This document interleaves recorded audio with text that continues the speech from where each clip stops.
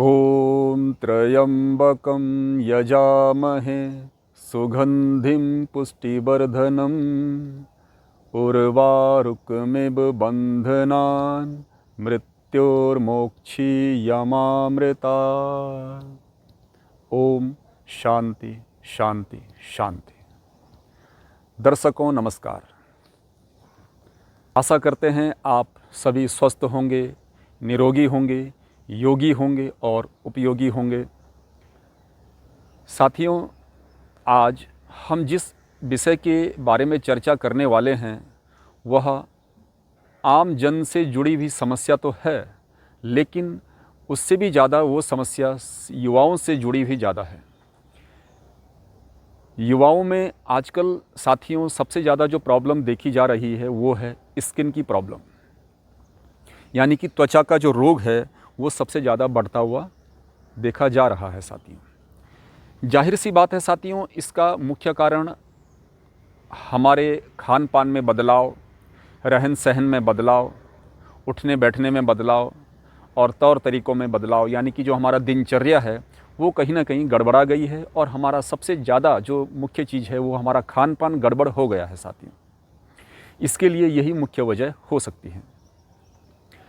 वैसे तो इसके लिए अन्य भी मुख्य वजह एक दो और भी हैं, जिसमें स्ट्रेस इसका सबसे बड़ा कारण है साथियों। यानी कि दिमाग में जो हमारा तनाव जो रहता है, 24 घंटे हम जो अपने जीवन को आगे चलाने के लिए जो दिनचर्या में कई प्रकार के तनाव हमें झेलने पड़ते हैं साथियों, वो भी इसका एक सबसे बड़ा कारण है साथियों।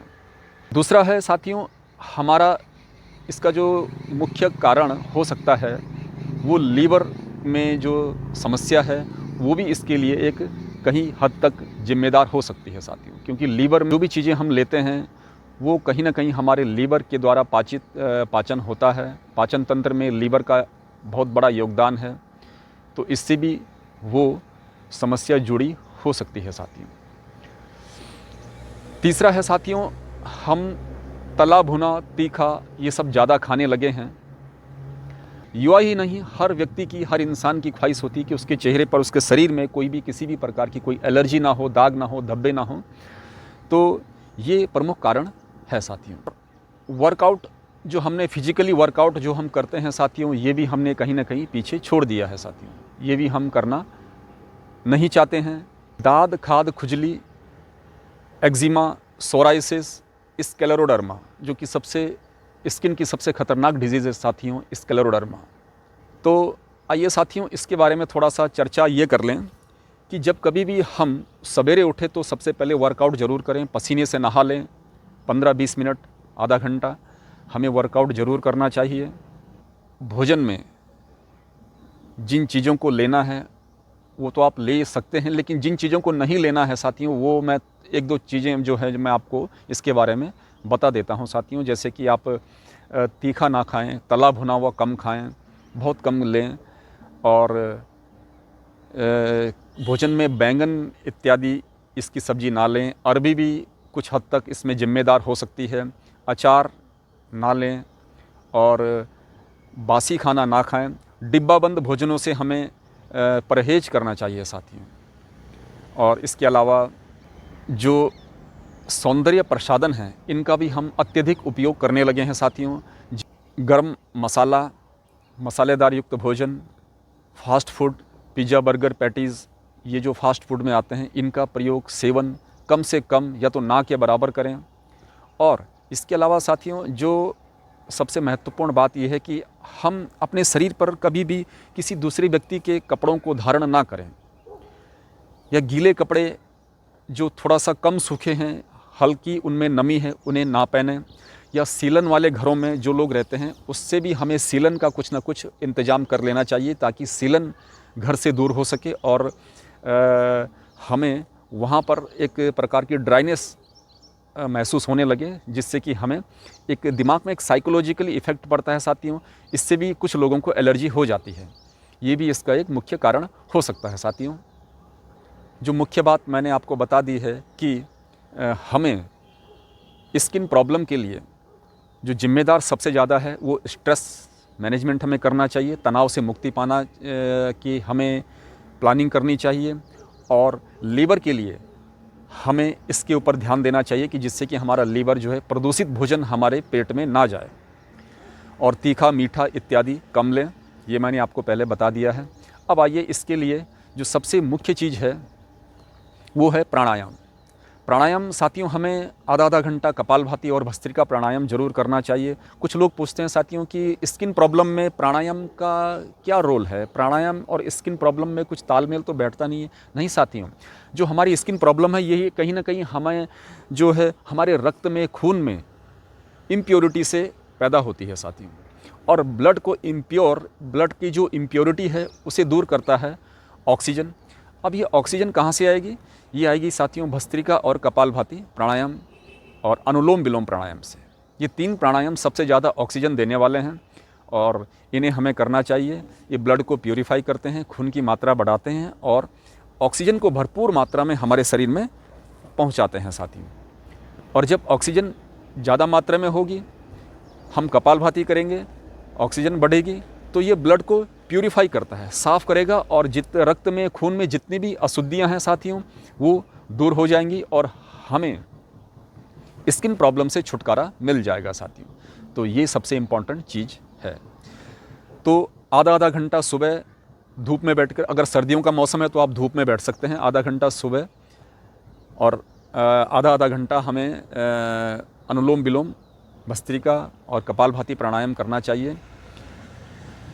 इसके अलावा साथियों एक और चीज़ है कि अगर हमें स्किन में सोराइसिस, एक्जिमा इत्यादि है तो इसके लिए हम एक घरेलू नुस्खा अपना सकते हैं साथियों।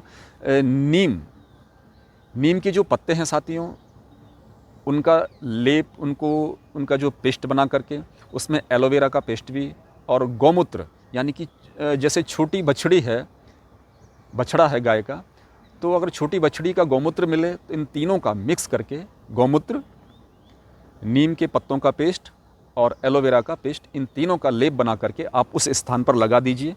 इससे भी आपका 1 महीना 20 दिन में आपका असर पड़ना शुरू हो जाएगा साथियों। ये बहुत रामबाण औषधि है साथियों, घरेलू नुस्खा है, इसमें कोई पैसा नहीं पड़ता है, आप इसका प्रयोग अवश्य करें। नीम का पत्ता साथियों आप चबा भी सकते हैं, एलोवेरा आप चेहरे पे भी लगाएं या आप उस स्थान पे लगाएं जिस स्थान पर वो अफेक्टेड है, और एलोवेरा का जूस भी आप पी सकते हैं, एलोवेरा आप लगा भी सकते हैं। बहुत सी माताओं और बहनों को जो है आँखों के नीचे काले घेरे हो जाते हैं, यानी कि झाइयाँ हो जाती हैं, उन्हें एलोवेरा का कहीं से तोड़ करके आप जो है उसका जो है पेस्ट आप जो है आँखों पर, चेहरे पर लगा सकते हैं, माथे पर भी लगा सकते हैं। ये माथे के लिए कांति बढ़ाने वाला एक घरेलू नुस्खा है साथियों। इसके अलावा आप नीम के पत्ते चबा भी सकते हैं, 4-5 पत्ते। अगर आपके घरों के आसपास नीम हो, मेरे पीछे आप ठीक पीछे आप देख रहे हैं नीम का पेड़ है साथियों।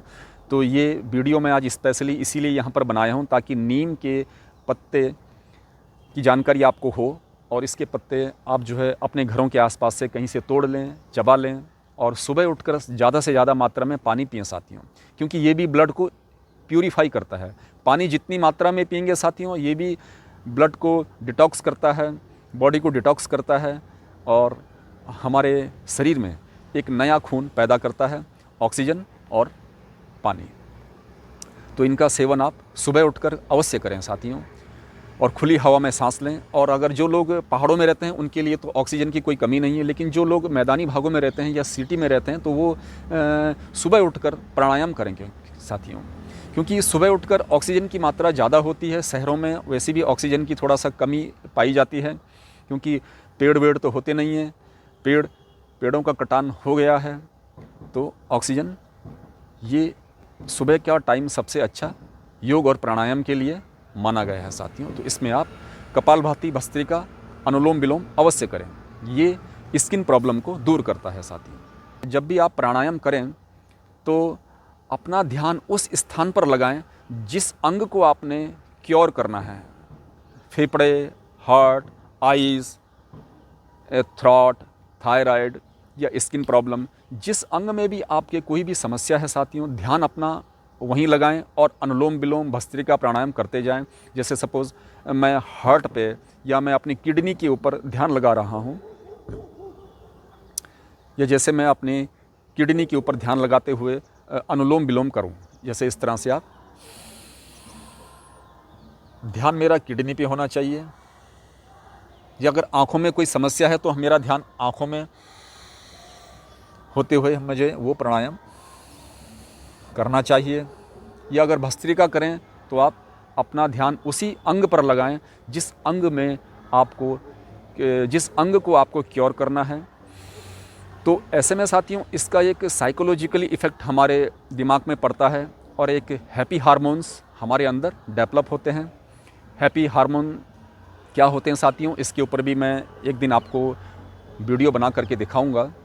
डोपामाइन का नाम आपने सुना होगा साथियों। डोपामाइन एक हैप्पी हार्मोन्स है। सेरोटोनिन, इस प्रकार के हार्मोन्स जो हमारे बॉडी में रिलीज़ होते हैं, ये हैप्पी हार्मोन्स कहलाते हैं साथियों। तो हमें हर टाइम खुश रहना चाहिए, ये सबसे इम्पॉर्टेंट चीज़ है साथियों। तो मैंने क्या आपको बताया, जब भी आप योग प्राणायाम करें तो आपका ध्यान, चाहे आप भस्त्रिका करें, कपालभाति करें, कुछ भी आप करें, तो आपका ध्यान शरीर के उस अंग पर हो। सपोज़ आपके स्किन प्रॉब्लम है, सोराइसिस है, एक्जिमा है, कोई सफ़ेद दाग है इत्यादि है, तो आपका ध्यान स्किन पर होते हुए, उस जगह पर होते हुए आपको प्राणायाम, कपालभाति, भस्त्रिका इस प्रकार से, या आप अनुलोम विलोम भी कर रहे हैं तो इसके लिए भी आपको ध्यान वहीं आपको होना चाहिए। कुछ लोगों का प्रश्न था साथियों की सफ़ेद दाग पर वीडियो बनाएं। तो सफ़ेद दाग भी साथियों ये भी एक जुड़ी हुई समस्या है स्किन के लिए। इसमें भी आप कपालभाति और अनुलोम विलोम आधा आधा घंटा अवश्य करें। सुबह उठ करके ताज़ी हवा में और धूप में करें। सर्दियों के मौसम में, अगर सर्दी का मौसम है तो आप धूप में कर सकते हैं, और गर्मी का मौसम है तो आप जो है इसको सुबह 5 बजे, 4 बजे, 4:30, 5, 6 बजे के आसपास आप कर सकते हैं। तो ये उसके लिए इम्पॉर्टेंट है। और सफ़ेद दाग में भी आपको मैंने बताया कि गोमूत्र, इसमें भी वही चीज़ आपको यूज़ कर सकते हैं। छोटी बछड़ी का गोमूत्र, नीम के पत्तों का पेस्ट और एलोवेरा का पेस्ट, ये तीनों मिला करके आप उस स्थान पर लगाएं। तो ये जाहिर सी बात है इसका जो इलाज है काफ़ी महंगा इलाज है साथियों, बहुत ज़बरदस्त इसमें पैसा वसूली होती है और इसका इलाज सबसे कठिन है, महंगा है। तो क्यों ना हम घर में इसका कुछ अपना इलाज स्वयं ढूंढें। योग प्राणायाम करें, कपालभाति, अनुलोम विलोम करें, भस्त्रिका करें, आधा आधा घंटा करें, तो इससे ये स्किन प्रॉब्लम क्योर हो जाती है। और जो मैंने आपको बताया वो घरेलू नुस्खा, उसका भी आप प्रयोग करें। तो चैनल पर यदि आप नए हैं, सब्सक्राइब करें, लाइक करें, शेयर करें, कमेंट लिखें और अधिक से अधिक पानी पिएं साथियों। यही आज का संदेश है। तो तब तक के लिए आप अपना ख्याल रखिए। सभी दर्शकों को नमस्कार।